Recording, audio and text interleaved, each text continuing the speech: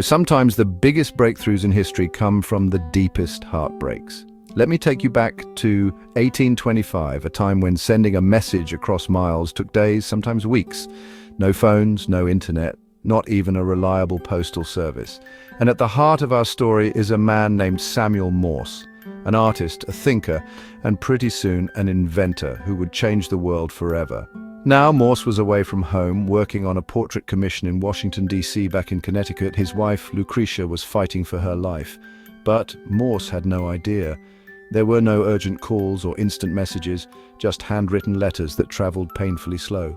By the time Samuel received word that his wife was ill, it was already too late. He raced home, desperate to see her, but only arrived after she'd been buried. He didn't even get to say goodbye. Just imagine the grief, the regret, knowing that a simple message delivered sooner could have changed everything. That moment broke Samuel Morse, but it also lit a fire inside him. He became obsessed with the idea that distance shouldn't mean silence, that news, especially the most important news, should travel faster than a horse or a boat. So he threw himself into invention, experimenting with ways to send electric signals over wires. It wasn't easy.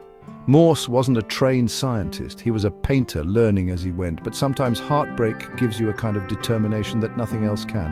After years of trial and error, setbacks and skepticism, Morse finally cracked the code, literally. In 1837, he demonstrated the Telegraph, a machine that could send messages across miles almost instantly, using a system of dots and dashes. The very first long-distance message, "What hath God wrought?" 4 words that shook the world. But for Morse, it was about more than technology. It was about making sure that no one else would ever have to experience the pain of not knowing, the pain of being too late.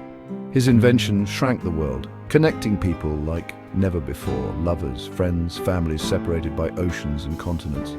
All because of one man's loss and his refusal to let anyone else feel that same heartbreak. So the next time you send a message across the world, remember Samuel Morse and the tragic love story that sparked the first long-distance connection. Sometimes even the saddest moments can change history.